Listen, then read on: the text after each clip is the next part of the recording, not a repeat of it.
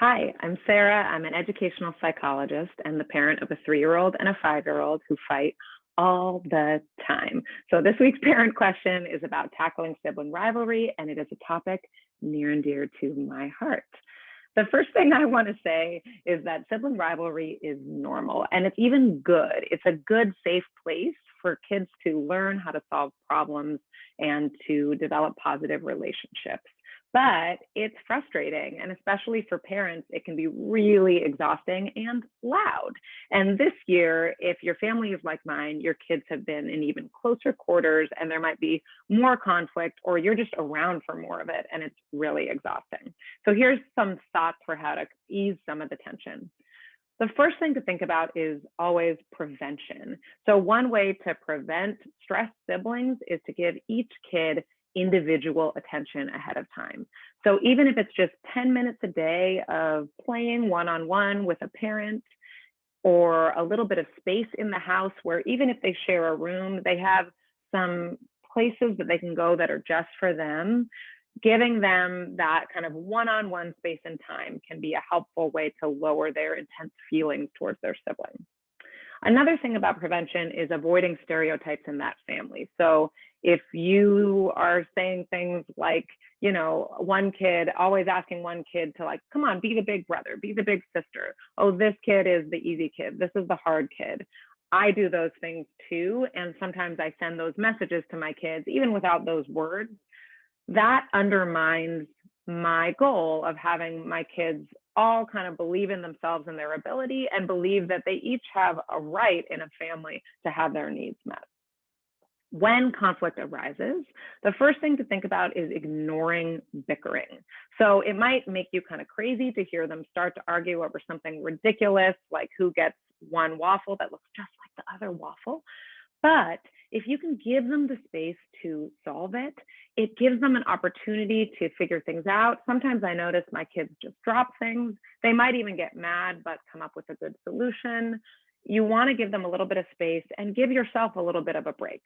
You do want to step in when things get really heated, or if you're worried that things might get violent. And especially with young kids, you probably have to step in earlier to prevent violence and someone actually getting hurt. And you might have to kind of hover close by to be ready to jump in. Once you do jump in, if you feel like it's justified, it's beyond those kind of little annoying fights, make sure that you let their feelings flow. So it's not okay to hurt each other, right? You can be mad, but you can't be mean, we say in my family. So it's okay to be angry. It's normal. Give them space to express that, to say how they feel, and also to take space to regulate their emotions before talking things out. So when everybody's raised up, it's not a good time to solve problems. It's not a punishment, but you want to ask your kids to take some space. You want to give them some extra love. You could have them choose from possible kind of anger management tools to help them calm down before they solve problems. As a parent, you're trying to stay in Switzerland at that point. So your job is not to take sides.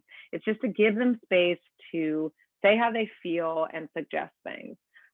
So you want to take a deep breath if you are getting worked up, which I get, and just describe what you're seeing like a sports commentator. I notice that you're upset that he won't share his new toy with you. And I can see that you really want a turn with the toy.